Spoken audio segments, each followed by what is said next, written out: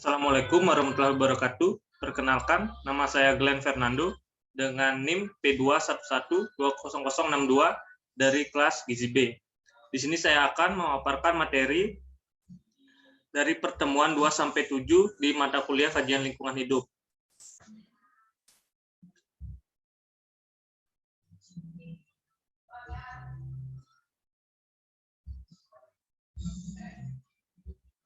Yang pertama itu ada kajian lingkungan hidup sebagai pola ilmiah pokok atau PIP di Universitas Tadulako.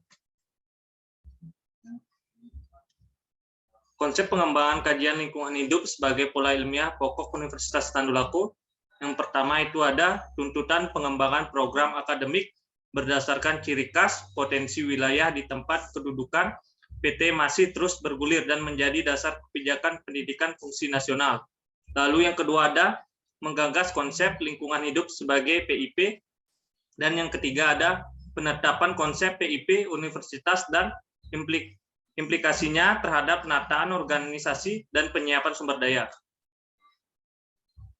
Adapun tujuan dari PIP Universitas Tadulako tersebut yaitu menantang kegersangan, mengejar ketertinggalan, tempat pembelajaran, dan mencintai lingkungan.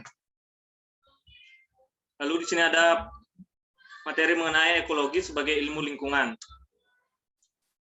Ekologi sebagai dasar ilmu lingkungan. Ekologi berasal dari dua kata yaitu oikos dan logos. Oikos sendiri itu artinya rumah atau tempat tinggal, sedangkan logos artinya ilmu atau pengetahuan. Jadi ekologi adalah ilmu tentang rumah atau tempat tinggal. Pembagian ekologi. Pembagian ekologi itu terbagi menjadi menurut habitatnya, yaitu ekologi dibagi menjadi 3, yaitu ekologi perairan air tawar, ekologi laut, dan ekologi darat. Lalu ada menurut garis taksonomi. Ekologi dibagi menjadi 4, yaitu ekologi tumbuhan, ekologi vertebrata, ekologi serangga, dan ekologi jasad renik.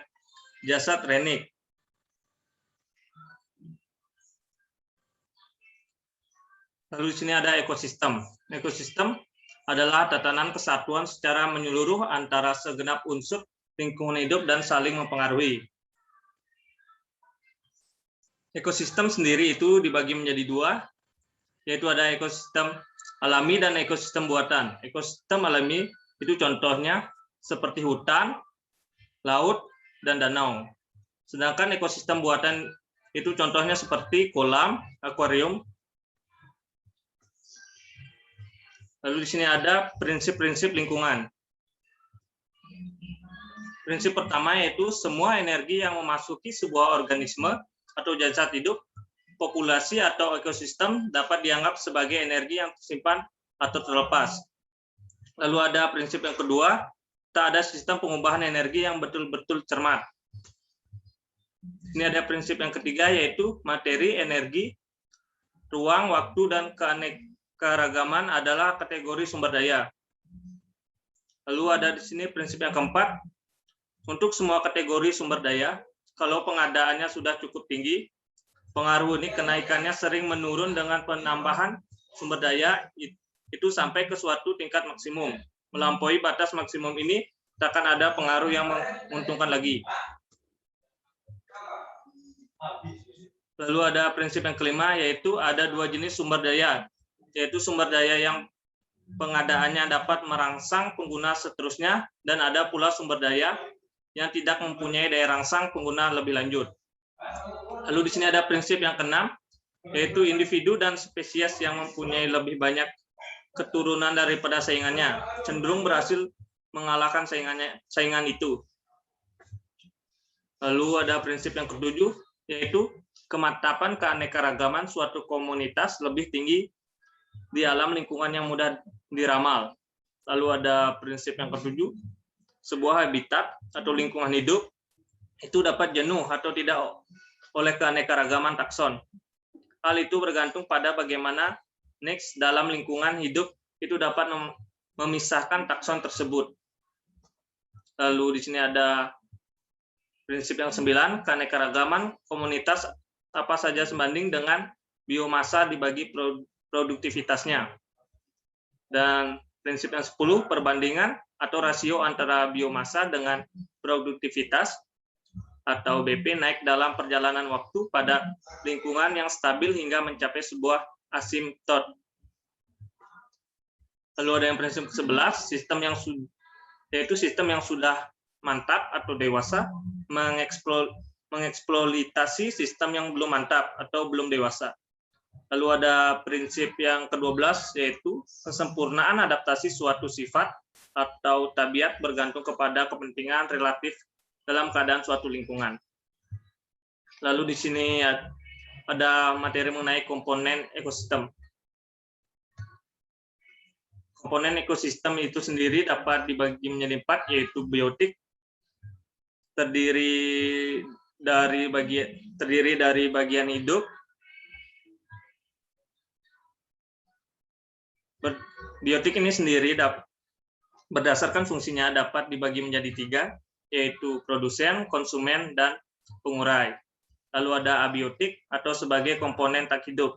Abiotik ini sendiri meliputi cahaya matahari, hujan, tanah, dan nutrisi. Lalu ada peranan kedua komponen sama pentingnya dalam ekosistem.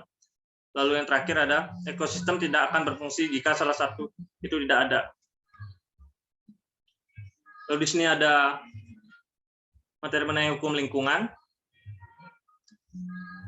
Lingkungan hidup.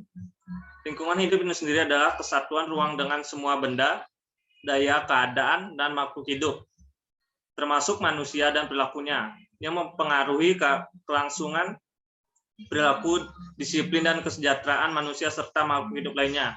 Itu menurut Undang-Undang Nomor 32 Tahun 2009. Lalu di sini ada sumber daya alam atau natural resource. Artinya segala unsur lingkungan, biotik maupun abiotik yang bermanfaat dan digunakan oleh manusia untuk memenuhi kebutuhan dan keinginannya, baik kebutuhan primer yang bersifat lahiriah atau pangan, sandang, dan papan, kebutuhan sekunder yang bersifat batiniah atau estetika, maupun kebutuhan tersier yang seterusnya lebih bersifat hobi atau pengembangan bakat. Lalu di sini ada prinsip ekosistem. Yang pertama yaitu adanya keanekaragaman, lalu yang kedua adanya saling keterkaitan dan saling ketergantungan, lalu yang ketiga adanya keteraturan dan keseimbangan yang dinamis, dan yang terakhir adanya harmonisasi dan stabilitas, dan yang terakhir adanya manfaat dan produktivitas. Ini ada materi mengenai kearifan lokal. Pengertiannya itu secara umum, maka makna lokal wisdom atau kearifan setempat adalah gagasan setempat atau lokal yang bersifat bijaksana, penuh kearifan, bernilai baik, yang tertanam dan diikuti oleh seluruh anggota masyarakat. Sekian pemaparan materi dari saya, kurang dan lebihnya saya mohon maaf. Saya akhiri dengan Assalamualaikum warahmatullahi wabarakatuh.